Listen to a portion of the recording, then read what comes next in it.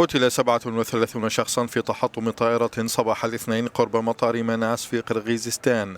وزارة الطوارئ القرغيزية ذكرت أن الطائرة وهي من طراز بوينغ 747 وتتبع للخطوط الجوية التركية سقطت فوق منازل على بعد 25 كيلومترا شمال العاصمة بشكك خلال محاولتها الهبوط. كان فيها مستوى الرؤية سيئا جدا بسبب الضباب الكثيف.